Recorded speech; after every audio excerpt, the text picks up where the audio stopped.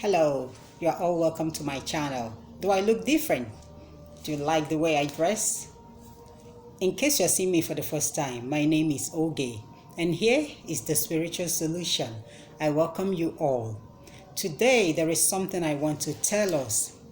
It's all about spirituality. A lot of people are surprised, about the new me, how everything started. So many people want to know how everything started, because this wasn't me. This is just a new me, a new Oge.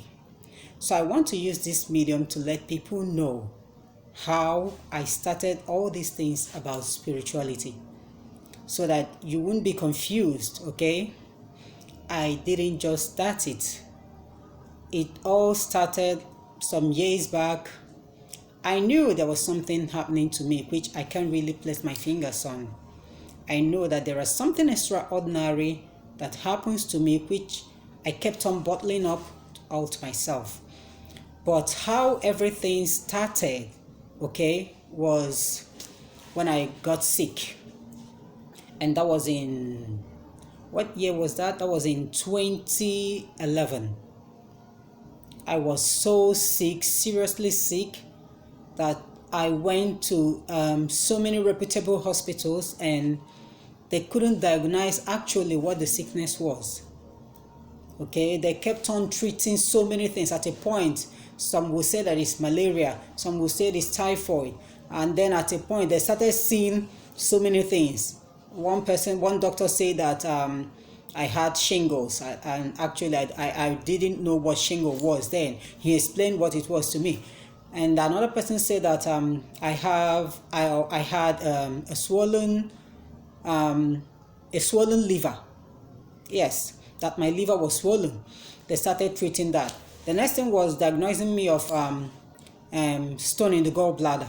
The next thing was arthritis, rheumatism, so many of them. They kept on coming out just like that, okay? And then the sickness was like, if it happens, like maybe I would be sick for 1 week, and then the remaining 3 weeks I would be okay. And then after some time, it jumped into 2 weeks, and the remaining 2 weeks I'll be okay. And then it shifted to being sick for 3 weeks, and then I would just be okay for 1 week. From there, it shifted to just giving me 2 days break only. In every month, I would just have a 2 days break of sickness, and then it will kick off. And that sickness lasted for like 1 year. 1 full year. So many doctors were just treating me. I was taking so many drugs just to make sure that I am alive. But the sickness kept on. It kept on. It kept on. Until one day, I cannot forget that day. In fact, as I'm talking to you right now, it scares me. But that is what actually brought me more closer to God. One day, I went to bed as usual, because when the sickness got so much, I left the master bedroom and decided to be sleeping in the visitor's room. And then I later told my husband that I will want to be sleeping with my kids, at least to feel someone close to me. And so the children started sleeping with me. They were too small then, they were so tender. So every night I would dress the bed for them, and they would lie down on the bed while I lie down on the floor. I would, spread a mattress on the floor and lie down there and sleep. So one night, we all went to bed. The kids were on my bed sleeping, and I spread a mattress on the floor.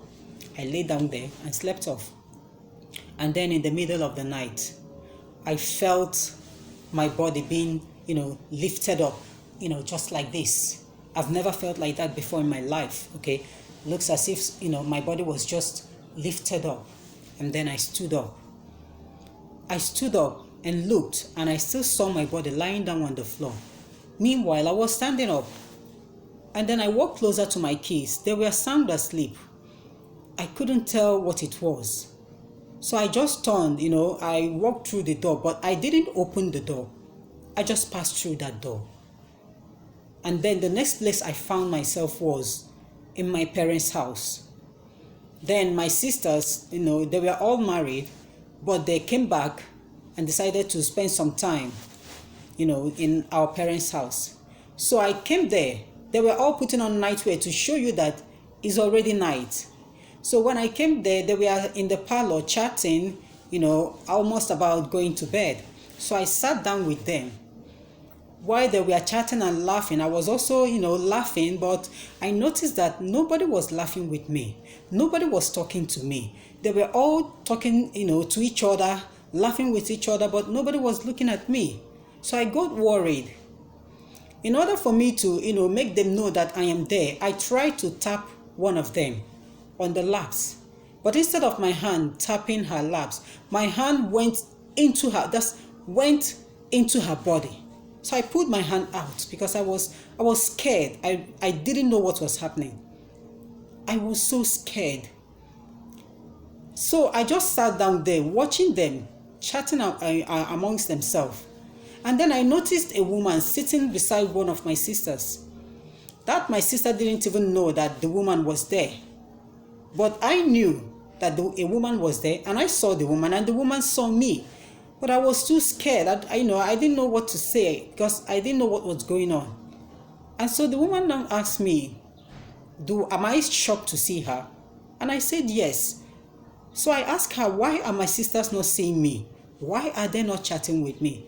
And the woman now asked me, do you want to know why they can't see you? I said yes. She said, follow me. So I was too eager to know why my sisters couldn't see me and, wasn't chatting with me. So I got up and left with the woman. We came out on a road and the woman pointed, just along and asked me to follow that road straight, that I will get to a place where I will be told what happened. And I did exactly what she said. But the moment I stepped, into that road to move, like she said, I got to a place that I can't even describe. In that place, you will see multitude of people of all kinds. And then you will see a very long table with judges, sitting behind that table. And they were all having books. And then there is a mighty book that is golden in color at the extreme. So when I got there, I didn't know what to do. I don't know anybody there. I just sat down. People were now, going one after the other. Then I looked. On the left-hand side, you will see a crowd of people that were being dragged into an open door. They were crying, shouting, weeping, begging. They didn't want to go to that door. They didn't want to, enter into that place. But they were being dragged and pushed. And then on the right side, you will see very few people, countable, like 5, 6 in number, jubilating, jumping up and down. They were so happy. They were going into the right door.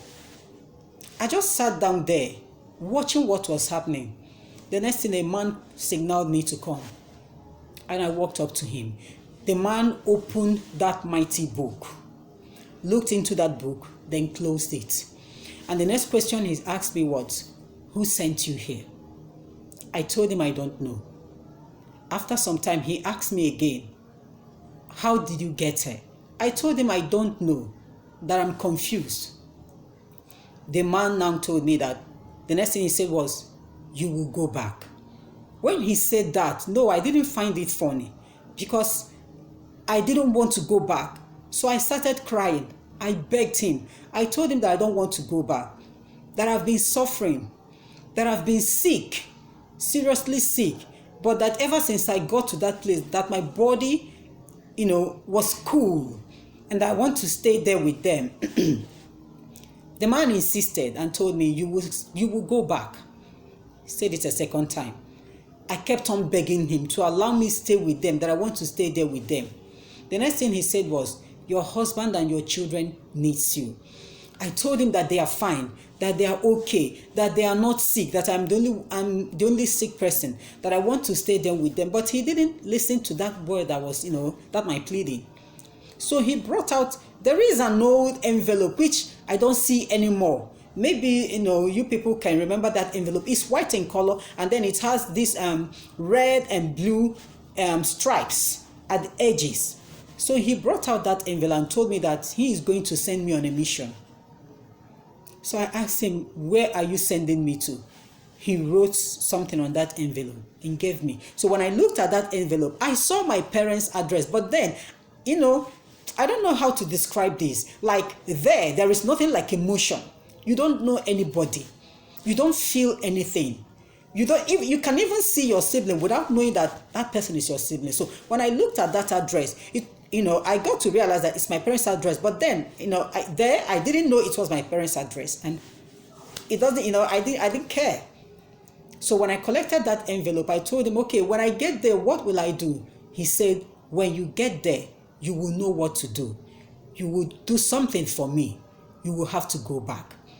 I was so angry, but there is no point begging him because he has already made up his mind. So I turned and left that place. And when I came out from that place, I saw, I found myself like someone who is in a garden with beautiful flowers everywhere. But then I didn't know where I was. I was just looking around. I didn't see, there was no sign of any human being at all, until I saw a man approaching. The man was carrying a little baby. I don't know if you have ever seen this picture of Saint Joseph. That's the earthly father of Jesus Christ. If you have seen that picture where Saint Joseph carried the child Jesus, that was exactly what I saw. So they came to me, and I beckoned on that man and told him, sir, please, I am lost. I am going to this place, and I'll show the address to him, that I don't know the place. That's how do I get there? So the next question the man asked me was, are you coming from? He mentioned that place where I was coming from. I can't remember the name. And I said, yes. He said, welcome back to life. So when he said, welcome back to life, I got scared the more. I started shaking. And the little child he was carrying, a baby, opened his mouth and talked and said, are you scared that you are dead? I just nodded my head. He said, let me show you that you are still alive. So the little baby now took my hand and just, bite it a little bit, and I felt that pain. He said, it is only flesh and blood that can feel the pain. When you are dead, you don't feel any pain. So they now pointed towards a particular road and asked me to follow that road, that I would get to my destination. So I thanked them. And the moment I followed that road, I found myself inside my room immediately. But I wasn't with that envelope anymore. I found myself inside my room. I looked. I saw my body still lying exactly the same way when I left. But then my children were no longer on the bed. So after a while, I decided to lie down on my bed, on my body, because I didn't know what to do next. So I just positioned myself like this, because that was how I was lying down. I positioned myself like this, and I laid on top of my body. I woke up. I just opened my eyes. So the next thing I did was to take my phone and check the time, and it was already past 11 in the morning. I got up. I was so weak, extremely weak, that I couldn't even walk. What I did was just to stretch my hands and open the door and called on my husband. My husband now came, and he was so worried. He was asking me, what kind of sleep are you sleeping since night till now? So I asked him, why didn't you wake me up? He said that he can't really tell, but that the children came to wake me up, but he chased them away and asked them to go away to allow me to sleep. So I asked him to help me. I want to stand up. I want to bathe. I want to eat, So he helped me. I took my bed. He brought my food. I ate. And then the sickness still continued. I still kept on being sick. I didn't tell him what happened. I kept everything all to myself because I was so scared. I was so scared. It was when I opened my eyes that I realized what actually happened to me. So I kept it to myself until a priest decided to come for family deliverance. And it was during that deliverance that the priest discovered that I was poisoned. Yes, that someone poisoned me using my clothes. It was after that I started putting puzzles together, and I remembered what transpired with that my cloth. A cloth I took to the tailor to make for me. And later, when I came to collect the cloth, and the teller told me that someone so close to me decided to pick that material for me, which has never been done.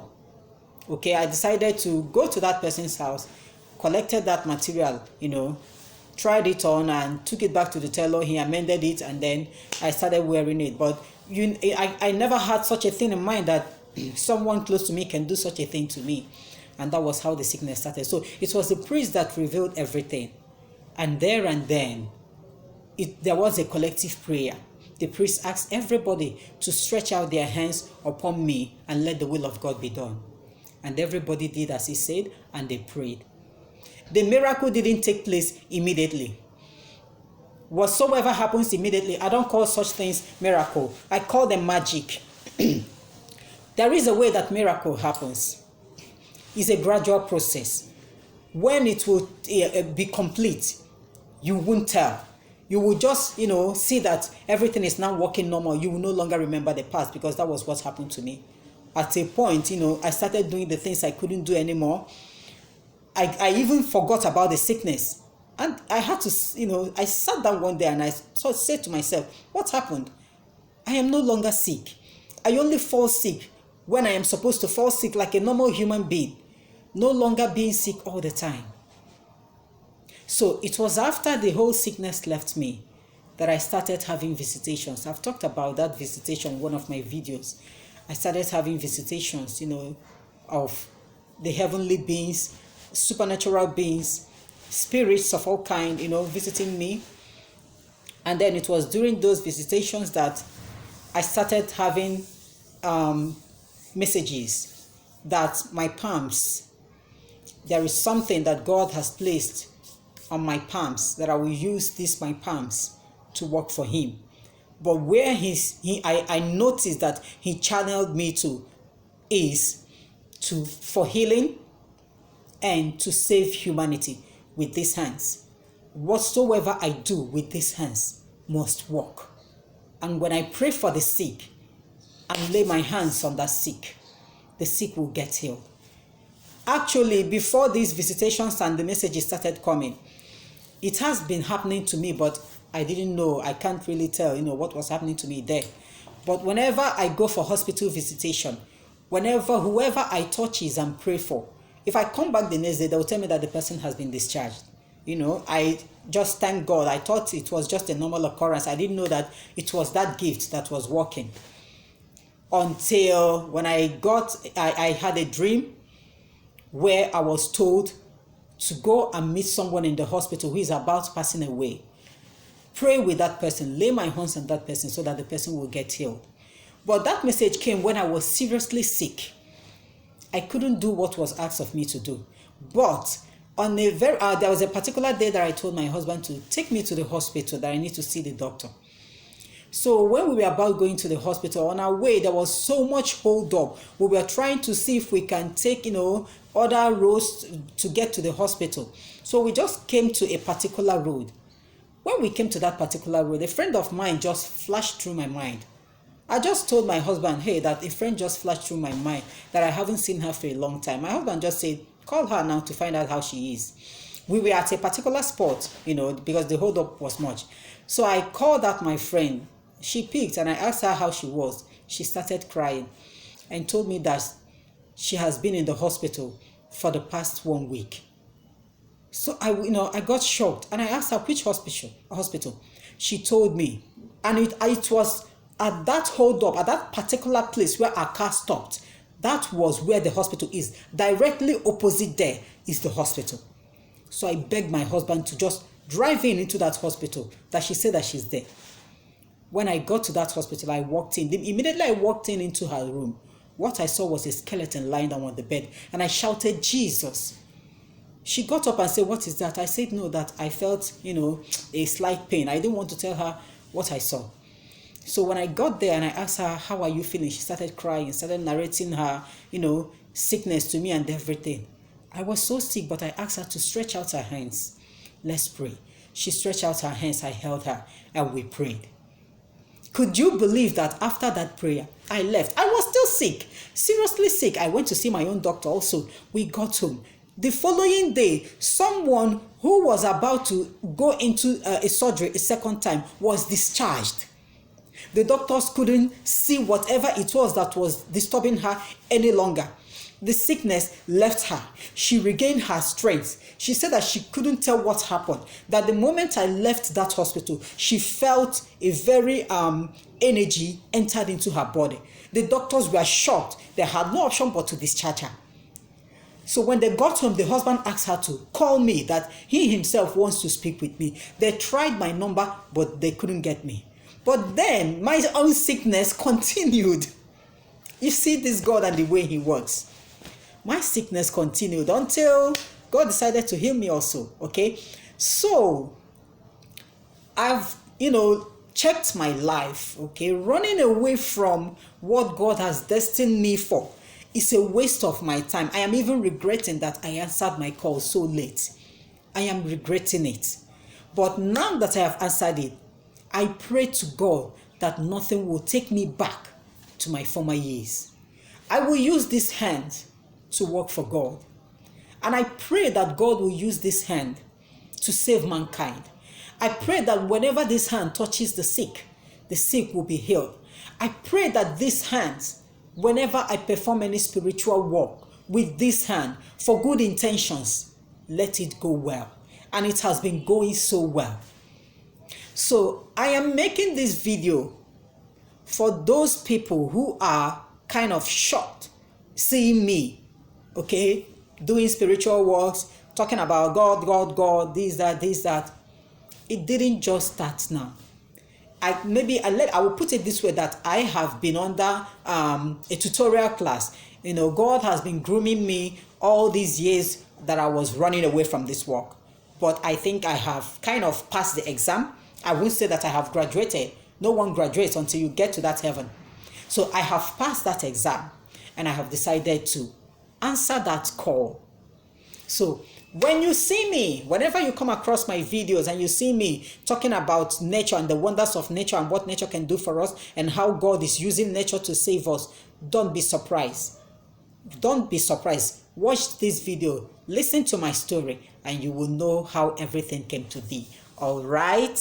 So please, in case you are not part of us fully here in this channel, I want you to join us. I want you to look down on your screen. You are going to see that subscribe button. Subscribe to my channel. I am ready to be bringing out anything that God teaches me. I am not ready to copy from anybody because there is no point copying. What are you copying? Are you sure of what you are copying? So I rather wait for the Holy Spirit to give me that teaching, and then I will teach each and every one of us to better human lives, to save humanity.